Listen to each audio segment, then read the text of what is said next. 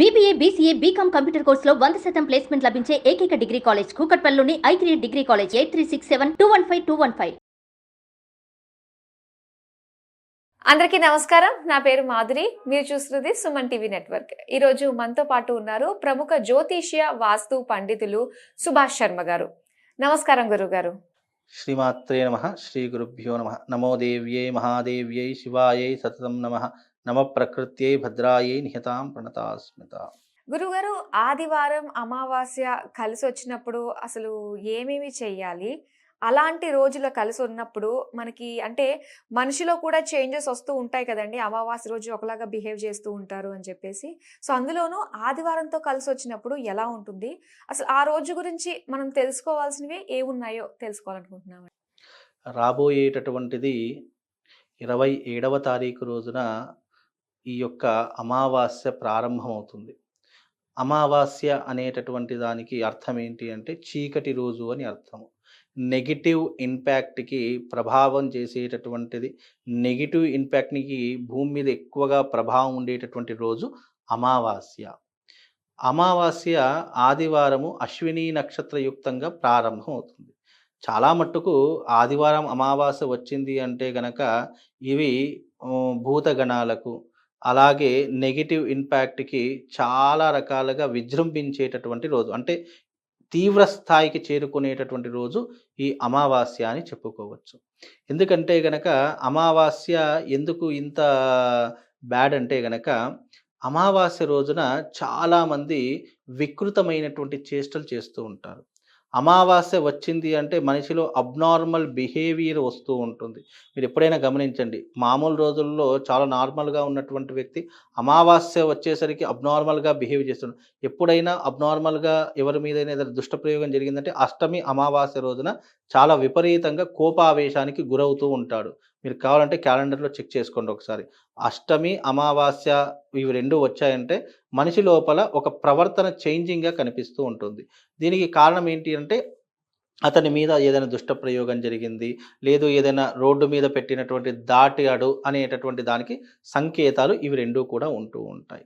కాబట్టి అమావాస్య అంటే ఎందుకు ఇంత ఇబ్బందులు వస్తాయి అంటే గనక అమావాస్య అనేటటువంటి నెగిటివ్ ఇంపాక్ట్ని ఎక్కువగా భూమి మీద ప్రసరింపజేస్తూ ఉంటుంది. అందుకే ఆ రోజున చాలా మట్టుకు జాగ్రత్తగా ఉండాలి అని చెప్తూ ఉంటారు. అమావాస్య ఎప్పుడైనా మనిషిని ఇబ్బంది కలిగించేటటువంటి ప్రవర్తనతో కలిగి ఉంటుంది.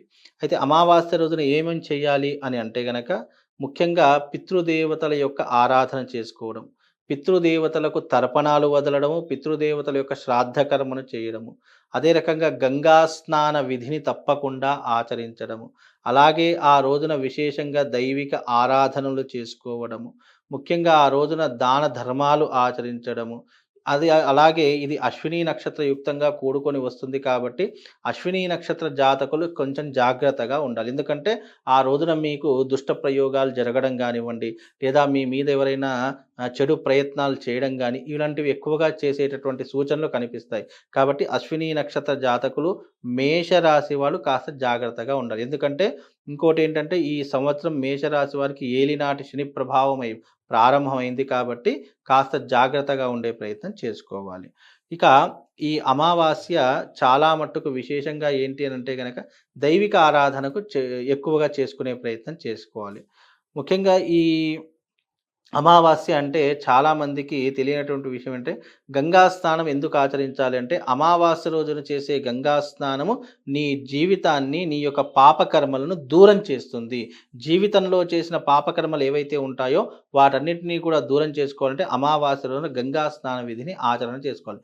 నిజానికి పూర్వకాలంలో ఏంటంటే చాలామంది నిత్యము గంగా స్నాన ఆచరణ చేసేటటువంటి వాళ్ళు మగవాళ్ళు అదే ఒక సాంప్రదాయకబద్ధంగా పెట్టుకునేవాళ్ళు. ఎందుకంటే ఊర్లోనే నదులు ఉండేటటువంటివి, జలపాతాలు ఉండేటట్టు ఊర్లోని దగ్గరలోనే చక్కగా గోదావరి తీర ప్రాంతాలు ఉండేటట్టు కానీ తప్పకుండా ఇంట్లో స్నానాలు చేసేవారు కాదు, నదిలికి వెళ్ళి స్నానాలు చేసేటటువంటి విధానాలు చాలా మట్టుకు ఉండేవి. ఇప్పుడు రానున్న కాలంలో అవన్నీ కూడా కనుమరుగైపోయాయి కాబట్టి నెలంతా మనం నదీ స్నానానికి రోజు వెళ్ళి చేసుకోలేం కాబట్టి కనీసం నెలకు ఒకసారైనా గంగా స్నాన విధిని చేసుకుంటే నీ జీవితంలో చేసుకున్న పాపకర్మలు తొలగిపోతాయని శాస్త్రవచనము. రెండవది ఏంటి, ప్రతి ఒక్క భగవంతుడికి ఒక్కొక్క రోజుని కేటాయించాం. సోమవారం వస్తే శివుడు, మంగళవారం వస్తే అమ్మవారు, బుధవారం వస్తే అయ్యప్ప, గురువారం వస్తే దత్తాత్రేయుడు, శుక్రవారం వస్తే శ్రీ మహాలక్ష్మి, శనివారం వస్తే వెంకటేశ్వర స్వామి, ఆంజనేయ స్వామి, ఇలా కొన్ని కొన్ని దేవతలకు కొన్ని కొన్ని రోజులు ఎలాగైతే పర్టికులర్గా ఉన్నాయో, పితృదేవతలు అంటే మనల్ని వదిలి వెళ్ళిపోయినటువంటి పితృదేవతలకు ఏ రోజు ఉంటుంది అని అంటే అమావాస్య. వాళ్లకు మంచి రోజు ఏంటంటే అమావాస్య. కాబట్టి ఆ పితృదేవతలు మనల్ని వదిలిపెట్టి గతించిన వాళ్ళు, మరణించినటువంటి వాళ్లకు మనం భోజనం పెట్టాలి అంటే అది అమావాస్య రోజున పెట్టాలి. ఆ రోజున విశేషంగా అతిథి భోజనం అయిన తర్వాతనే మనం భోజనం చేయాలి.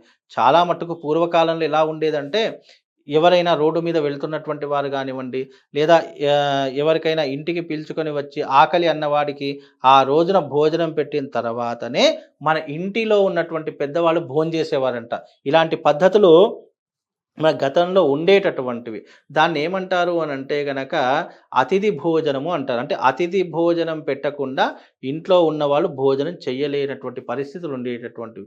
అవన్నీ కూడా కనుమరుగైపోయాయి కాబట్టి మనం రోజు అందరిని పిలుచుకొని వచ్చి భోజనం పెట్టలేం కాబట్టి కనీసం నెలకు ఒకసారైనా, ఇప్పుడు అమావాస్య అంటే నెలకు ఒకేసారి వస్తుంది, ఆ ఒక్క రోజైనా సరే అతిథి భోజనం పెట్టి ఆ రోజున ఇంటి యజమాని భోజనం చేస్తే దాని యొక్క పుణ్య ఫలితం 1000 యాగాలు చేసిన పుణ్య ఫలితం దక్కుతుంది.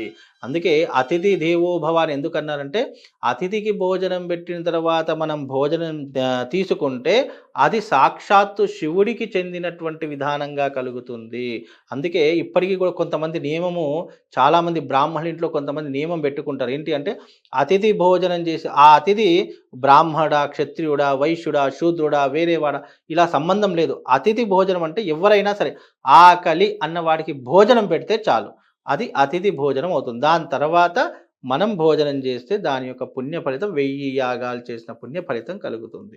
అలాంటి విధానాన్ని ఏర్పాటు చేసుకోవాలి. ఆ తర్వాత ముఖ్యంగా విశేషంగా అర్ఘ్యం, పెద్దవాళ్లకు అర్ఘ్యం వదలాలి. అర్ఘ్యం అంటే ఏంటి? చేతిలో నువ్వులు వేసుకొని ఎవరైతే మరణించినటువంటి వారు ఉంటారో వాళ్ళ మన గోత్రము, వాళ్ళ పేరు చెప్పుకొని వాళ్లకు అర్ఘ్యం వదలడము. అంటే చేతులు నువ్వులు నీళ్లు పోసుకొని వాళ్ళ పేరు చెప్పి అర్ఘ్యం వదిలితే వారు ఎక్కడున్నా కూడా మనం వదిలినటువంటి అర్ఘ్యపు నీళ్లు వాళ్లకు చెందుతాయి. అందుకే అమావాస్య రోజున పెద్దవాళ్లను స్మరణ చేసుకోవడము, పెద్దవాళ్ళని పూజించడము, పెద్దవాళ్లకు నైవేద్యం పెట్టడం అనేటటువంటిది మనం ఆచారంగా తప్పకుండా పెట్టుకోవాలి. ఈ రకంగా పెట్టుకుంటే ఆ పెద్దవాళ్ళ యొక్క అనుగ్రహం మనకు కలుగుతుంది. అలాగే జాతకం ఏదైనా పితృదోషాలున్నా, స్త్రీ శాపాలున్నా, లేదు అని అంటే కనుక మనకు జీవితంలో ఏదైనా ఇబ్బందులున్నా అవన్నీ కూడా తొలగిపోవడానికి ఇది ఒక ఆధారంలా నిలుస్తుంది. ఎందుకు అని అంటే కనుక మనము నిత్య జీవితంలో కొన్ని కొన్ని కర్మలు చేయడం ద్వారా మనం కొన్ని పాపాలను దూరం చేసుకోవచ్చు. మనం కొన్ని పాపాలను దూరం చేసుకోవడం ద్వారా విశేషమైనటువంటి పుణ్య ఫలితంతో మనకు పితృదోషం వల్ల కొన్ని కొన్ని జీవితాల్లో సంతానం కలగదు. వాళ్ళ ఇంట్లో అంటే సంతానం కలగదు అంటే మగ సంతానం లేకపోవడం కూడా ఒక విధమైనటువంటి వంశనాశనానికి దారి తీస్తుంది. ఎందుకంటే ఈ వంశం అభివృద్ధి కావాలంటే మగ సంతానమే కావాలి. ఇంట్లో మగ సంతానం లేదు అంటే అది పితృదోషం వల్లనే కలుగుతుంది. కనుక అలాంటివి ఏదన్నా ఉన్నా కూడా ఇలాంటి కొన్ని కర్మలు చేయడం ద్వారా మీ జీవితాన్ని ఉద్ధరింపజేయడానికి మీ ఇంట్లో ఒక మగ సంతానం అనేటటువంటిది కలుగుతుంది.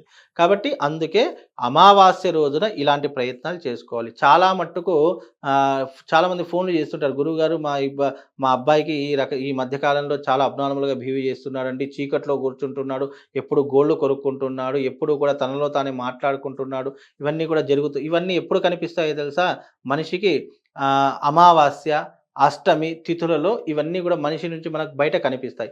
ఇలా కనిపించినప్పుడు ఆ వ్యక్తి ఏదైనా దాటకూడని దాటడం కానీ, చేయకూడనటువంటి పని చేయడం కానీ, లేదా శ్మశానంలో ఏదైనా బూడిద తన మీద పడడం కానీ, లేదు ఎవరైనా తినేటటువంటి పదార్థాలు ఏదైనా కలిపినా కానీ ఇలా అబ్నార్మల్గా బిహేవ్ చేస్తారు. అలాంటివి ఎప్పుడు చేస్తారు అంటే ఈ అమావాస్య రోజునే చేస్తారు. అందుకే అమావాస్య చాలా నెగిటివ్ ఇంపాక్ట్ని స్ప్రెడ్ చేసేస్తూ ఉంటుంది. కాబట్టి అందుకే తినేటప్పుడు, బయట తిరిగేటప్పుడు చాలా జాగ్రత్తగా ఉండాలి. అందుకే పూర్వకాలంలో అమావాస్య వచ్చిందంటే సాయంకాలం అయిందంటే బయటకు వెళ్ళేటటువంటి వారు కాదు. ఇప్పుడు ఏంటంటే కాలం మారింది, టెక్నాలజీ పెరిగింది. ఇప్పుడంటే బయటకు వెళ్ళకపోతే పరిస్థితులు వేరే రకంగా ఉన్నాయి. కాబట్టి ఈ మధ్యకాలం చాలామంది తిరుగుతున్నారు. కాబట్టి జాగ్రత్తగా ఉండే ప్రయత్నం చేసుకోండి. ఇది అమావాస్య యొక్క ప్రాధాన్యత.